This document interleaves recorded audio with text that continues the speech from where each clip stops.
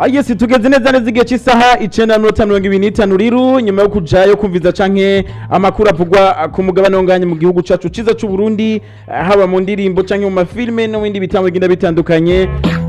Twamaze gusimbira neza neza ku mugabane w'uhanzi, ndavuga inyuma y'amazi gatoya, aho kandi tugiye gusimbira neza neza mu gihugu ca Tanzania, aho umuririmbyi azwi ku izina rya Billnass yo muhemeje kumviza indirimbo yiwe, aho umuririmbyi azwi ku izina rya Billnass yamaganiye kuri abavuga ko yavyaranye na Hamissa mobeto umwana w'umuhungu. Yabitangaje kandi kumbonesha kuri zo muri Tanzania ku YouTube canke aba bloggers, yavuze ati kunyita se w'umwana w'umuhungu wa Hamissa mobeto ngo ni nko kubona indege iguca hejuru ugaca uvuga ngo ni yanje. Ni mu gihe rero atanaho mu gihe kandi wanashaka atanaho muba muzonahurira. Umuririmbyi Billnass arongera aravuga ati naho nigeze mpurira nawe nta migendane twigeze tugirana, yewe mbere nta nuko twigeze dusohokana. Aremeza gusa ko ari inshuti abo bantu ko ari babiri, yaba Hamissa mobeto canke Billnass aremeza ko babaye inshuti kandi babaye n'abagenzi, kurya n'undi wese abo mugenzi w'uyundi ubona ko basangiye n'akazi ka entertainment canke basangiye n'akazi kama affaire mu mabusiness atandukanye.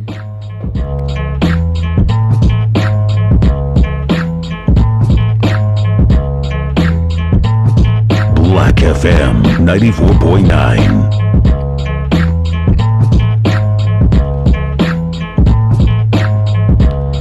Yes, tugenda naho tuvuga ko no makuru ariko aravuga ngaho muri Tanzania hagati ya Hamissa mobeto hamwe na Billnass.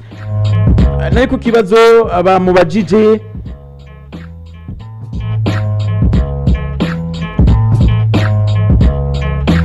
ku kibazo bamajije cyuko yoba yarakoresheje DNA canke ADN y'uwo mwana, Billnass avuga ati je vraiment nta ADN igeze nkoresha, nta n'umusi gwa rimwe, ati wanashaka jewe n'umukenyezi wanje ati tubanye neza, ati kandi Hamissa mobeto n'umukenyezi wanje baragendana baravugana, ati amajambo yuko rero bashaka kuncafuza abavuga yuko jewe hari aho duhuriye na Hamissa mobeto. Amajambo rero Billnass yahakanye, aravuga ati jamais ivyo bintu no kubesha. Tubutse kandi ko umuhungu ariko aravugwa ko canke kakwekaho ko iyo bari umwana wa Billnass yavyiranye na Hamissa mobeto ari neza umwana wa Diamond, aho vyemezwa na se wa Diamond Mzee Abdul neza na neza. Ni mu minsi heze aho yavyemeje ku mbuga ngurukanomenyi canke acije ku mateleviziyo avuga ati umuhungu Hamissa mobeto yavyaye n'umuhungu wanje, n'umuhungu wa Diamond na n'umuhungu wanje. Uko niko bimize yo Tanzania mu no mwanya, ariko kandi turafatana no makuru karavugwa kuri Diamond, aho Donna yagaragaye mu modoka Land Cruiser TX. Tubibutse kandi ko iyo modoka ni nyuma yuko yimuhaye inyuma yuko yibarukiye umwana w'umuhungu. Diamond Platnumz rero yayimuhaye avuga ati nyabuna nyuma yuko wibarutse umwana ukamwibaruka itariki neza nizigahura nuko ari tariki mama avukiye ko sishobora kwihangana, ndaguha Land Cruiser. Nyuma y'imisiro itari mike Donna na Diamond badacana uwaka, bongeye kumubonamwo, yongeye kugaragara muri iyo modoka yahawe nka gift cyangwa nka kado na Diamond, bitangaza batari bake.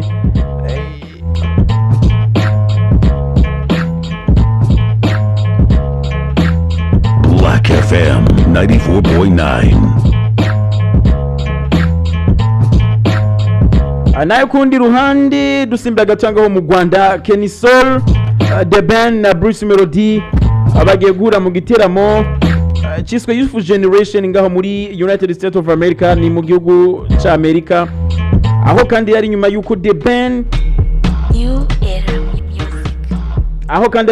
The Band na mugenzi we Bruce Melody bivuzwe cyane gose ko bateriko baracana uwaka nyuma yuko umwe muri bo bigaragaye ko yagirije mugenzi we ko atarika vyitwaramwe neza, aho Bruce Melody yagirijwe ko iyo bari karasotura cyane gose The Band canke amusuzugura canke agaragaza yuko The Band atacashoboye abatari bakiru bagumye bazaniza impari biyumvira ati none aho buca aho bukera bahura kuri stage imwe muri Youth Generation mu nama izobera neza neza mu United States of America. Ni iki kibazo no cagumye cibarizwa ati none bizogenda gute, imigendane ya bizocigenda gute, ariko kandi nyuma yuko Bruce Melody agaragaje ku mbuga ziwe canke avuze kuri imwe mu maradiyo akora mu gihugu cy'u Rwanda avuga ati jewe barandenganya barambeshera, sinigeze jewe mvuga yuko mu kazi The Band muruta, oya nakore nanje nikorere hama tuze turabe neza na neza mbega abafana bazogira gute bazogwica. Tubutse kandi kuno ngayi wacu vyama vyabaye aho usanga rero abafana bariko bacanishamwo abaririmbyi gucu gacu usanga birangiye bariko baravyitwaramwo nabi. Tubutse kandi kico gitamuro kizogaragaramwo Kenny Soul, kizogaragaramwo Bruce Melody, tutibagiye na Double J. Nayo kundi ruhandi umuririmbyi canke umujournaliste mwamenye ku izina rya Yago Nyagwaya, ariwe Nyagwaya Innocent, inyuma yo kwivugira kuri imwe mu maradiyo akora mu gihugu cy'u Rwanda yavuze ati jewe nyabuna ari ikintu kimwe kirantagaza cyane, nyuma yuko kandi yatangaje kagiye asora indimbo yiwe canke agiye asora album y'indimbo 13 aho anashaka ari muri kuno kwezi kwa 12. Yavuze ati nyabuna jewe sindiko ndaronka support ikwiye nkiyo naronka igihe nankina umujournaliste ko abamenyereye imbuga canke YouTube ya Yago. YouTube Yago ni imwe mu YouTube injiza amafaranga mbese canke ni imwe mu YouTube arebwa n'abantu besha kwikana n'abantu besha ageze mu barenga 500 na mugugerageje kuraba indirimbo ariko arasohora vraiment nabo baravuga ati jewe abafana banje barihe ariko itaka baravuga ati jewe ndiko ndacika intege ni mufate umugongo namujya canke narijya buca nsohora album yanje nshasha. Niko no makuru rero duhereje ko ariko avugwa mu gisata canke mu gice cyo hanze. Mane mukurikana Black FM ni Rwambo OG, twacari muri The Star System igice cy'isaha 9:32 mu kanisa se cengaruka.